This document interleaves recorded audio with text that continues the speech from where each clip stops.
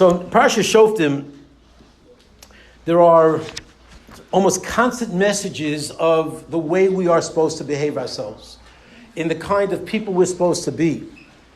And Rabbi said, when we actually look into these messages and look into these sensitivities, we should be, and we are. If we're properly attuned, we are so inspired that literally that itself could convince somebody to the truth of the Torah.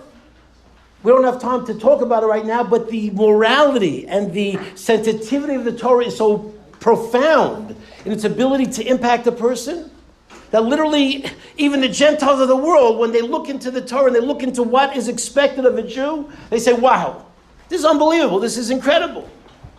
And instead of looking at it as a sort of an onerous responsibility, it's an incredible privilege to be able to have this expectation of God, of us. Because that means we have this ability, we have this sensitivity, and we're able to rise to this incredible level. Just a number of examples. Famous Rashi, learned this Rashi many, many times, but how often have we stopped to actually think about this Rashi? That here the Kohen we're about to go out to war, and the Kohen is being summoned to encourage Klal Yisrael. Okay, guys, we're gonna do this. We're gonna fight the good fight, and we'll go out to battle. We're gonna defeat the enemy. But in order to do so, we have to make sure that our particular crowd of people, the soldiers that go out to war, have to be at a certain level, and they have to be in a certain mindset. And therefore, not everybody could come into the army. Not everyone can be part of that battle.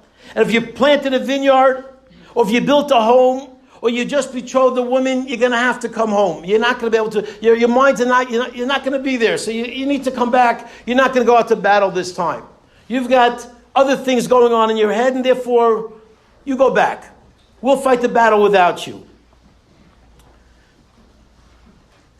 And then they say, interestingly, Yoish v'yosva shochim l'daber l'amru. What other category needs to go home?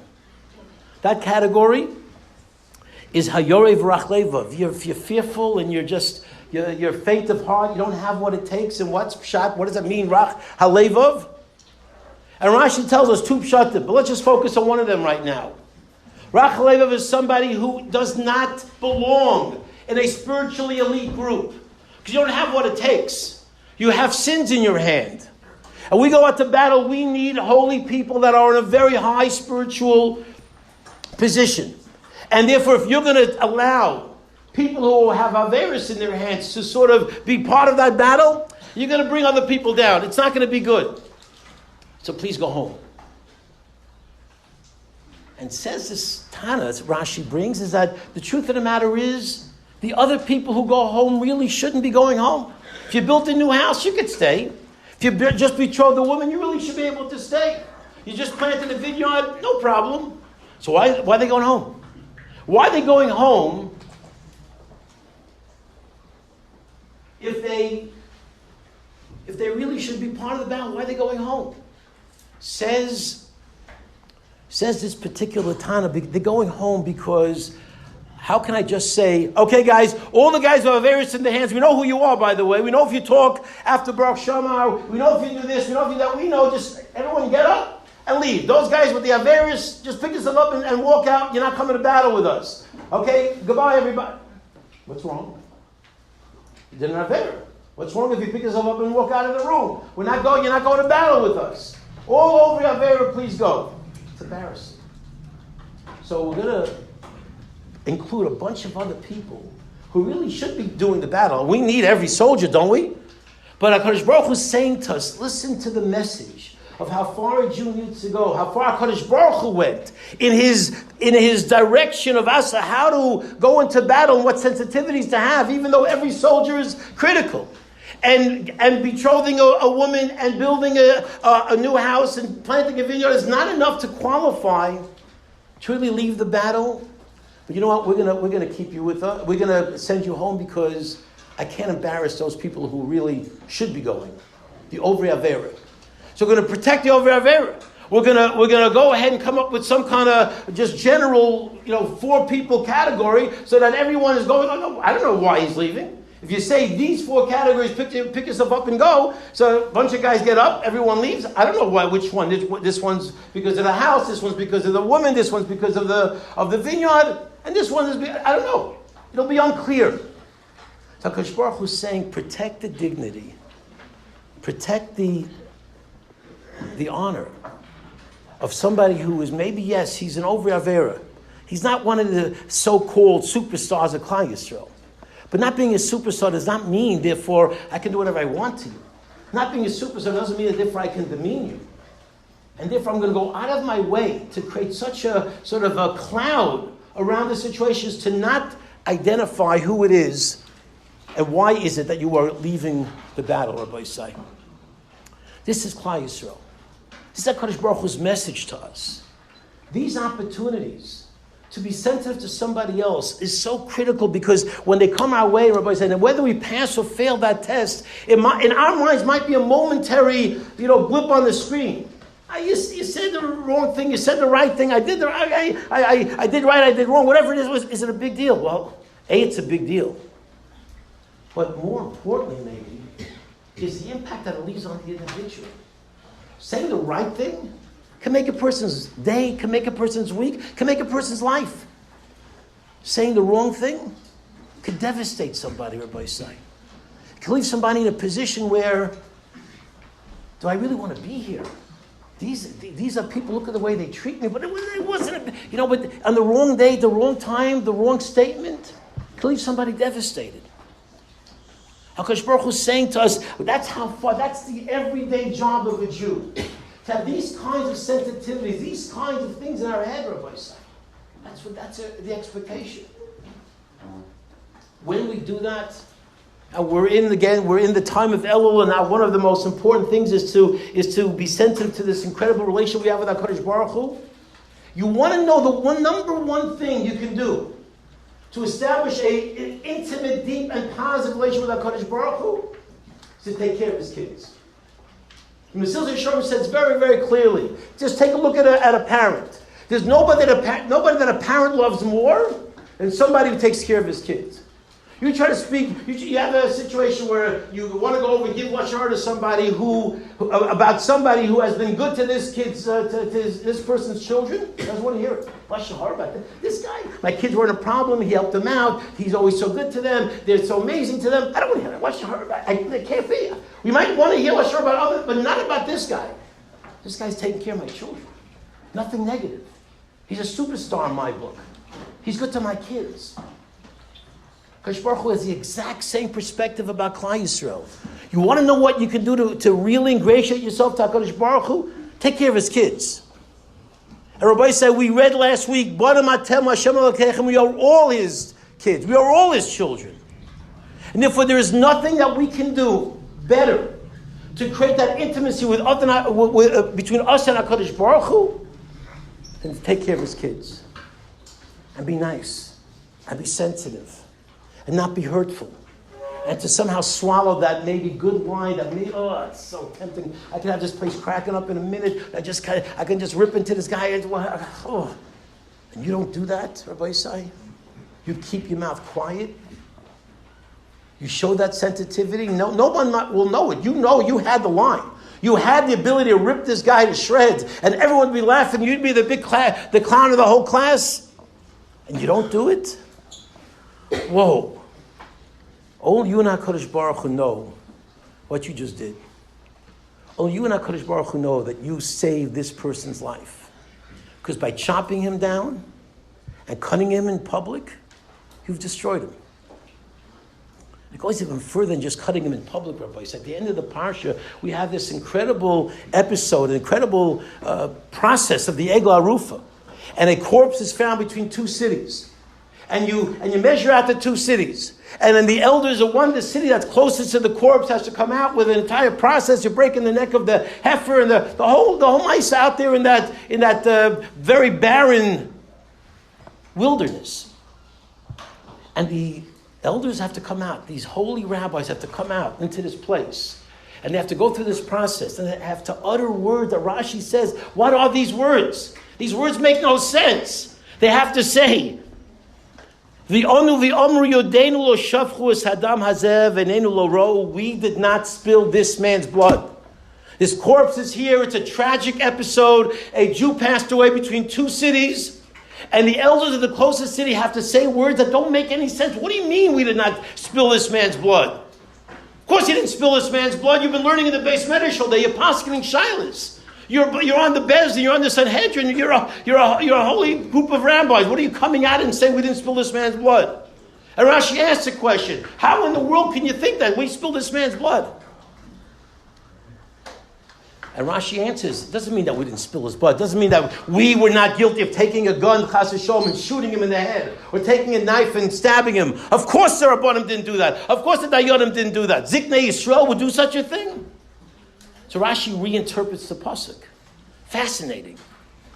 Rashi says that what it means is we didn't let him leave our town without the proper provisions, the proper escort.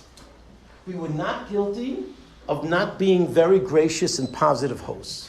That's what it means. That's what it means. It's very interesting. Okay, that's nice shot. In other words, you have to treat somebody well. When a guy comes to your town, you can't leave him dispirited. When he goes away, he's been in your place for a couple of days, and he goes away now, and you want to send him off to the next town. You want to give him the proper send-off. You want to be mentioned about it. You want to give him that sense of inner, hey, this place cared about me. People have a different mentality when they're taken care of, when they're given a smile, when you're given some provisions, a nice doggy bag, and you send them off. That person feels stronger. And you know what? Because he felt stronger, he might, if an enemy attacks him and somebody goes up against him, he'll have that strength to fight back. We were not guilty of dispiriting this guy and sending him off we don't care, doesn't matter to us. Have a good day, goodbye. No escort, no food, no nothing, no provisions. That dispirits somebody. And if you dispirited somebody, then you made him a little bit weaker and maybe more susceptible to an attack. Nice shot, really nice, sensitive shot about the job of a city to take care of its people. A guy comes to town, a guy comes to shul. You got to make him feel welcome. How you doing? Good Shabbos. You have a place to stay. And if when he leaves, you say goodbye properly. Very nice, beautiful, beautiful message. Let's go back to the words of the pasuk. The pasuk says, "Yodeinu l'shafchas hadam hazeh." Get back to the question: did you spill this man's blood? Of course, you didn't spill this man's blood. So why would you say we didn't spill this man's blood? Why would you use those words to describe an act of causing a person to be somewhat dispirited, somewhat sort of not as strong, not as positive?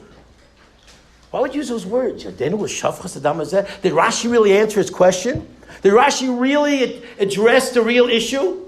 Why would you say we did not spill this man's blood? So Rashi's telling us something very profound, Rabbi Say. One that demands us to really stop and to reflect and to hear this. This is a message for every single one of us to keep in our minds every single day, especially during Elul. That when you say those words, and when you hear this parsha tomorrow morning, you have to remember in the Torah's vernacular, in the Torah's definition, it's called shvichas damim, Rabbi Say. You take away somebody's spirit, that's called shvichas damim. It's right there. We did not spill this man's blood. How? By not giving him a good morning, and not giving him a proper goodbye, of not making sure he had the proper provision to be able to leave town with a sense of confidence and a sort of a little hop and a step. That's shvichas damim. Yeah, that's shvichas damim. In the Torah's definition, in Klal Yisrael's definition of what we are obligated to do for our brothers and sisters, yes, that's shvichas damim. That's how far HaKadosh Baruch Hu expects us to have that sensitivity.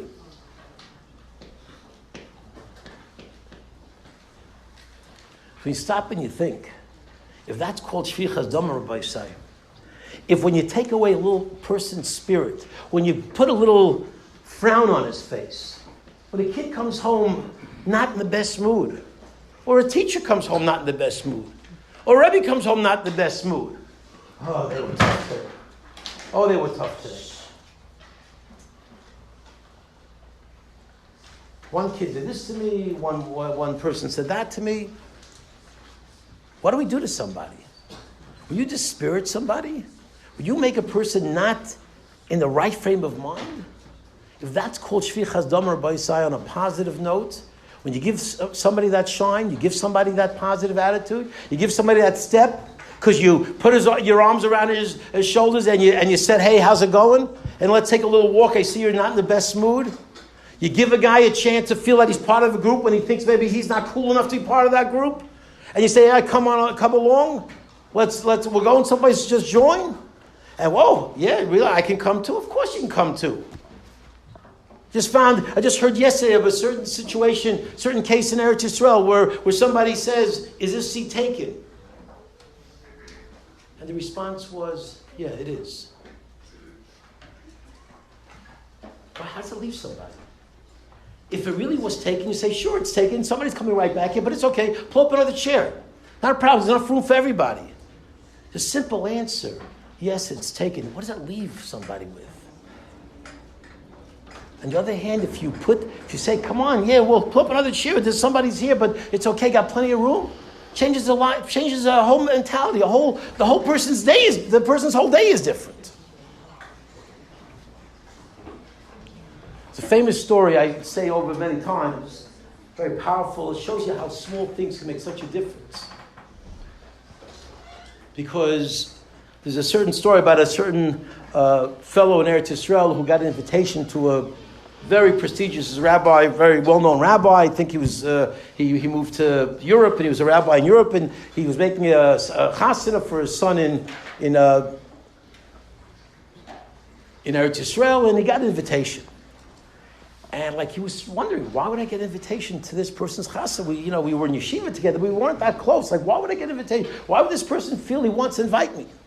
And somehow they got to talking, or some details about how they finally. And he said, "I have to ask you, Rebbe. You're chashiv Talmud Chacham. You're well-known Rav in Europe, and I got this invitation. I appreciate it. But why?" He says, "Why? Why did I send you an invitation? Do you know you're the reason why I became a Rav? Do you know that when I was in Panovich, we were in yeshiva together? Do you remember that? Yes, I remember that. You know that I was the youngest guy in Panovich at the time. I came from Belgium, and I was very uneasy. I was young, and I was homesick, and I did not feel welcomed. Somehow everyone was older than me. They were doing their thing, and they weren't including me. And one day, he says, one day, I made a decision. I miss my mommy. I miss my daddy. I'm a young guy. I'm in Panovich, and I want to go home. So I'm calling lunchtime today. I'm going to get my ASI modem together. In the old days, you need the ASI modem to put into the phone so you can keep calling and keep speaking. And I'm going to call home. I'm going to tell my mother to send me a ticket. I'm coming home. And it was right before lunch. That was a lunchtime when I was going to go home. Tell my mother to bring me home.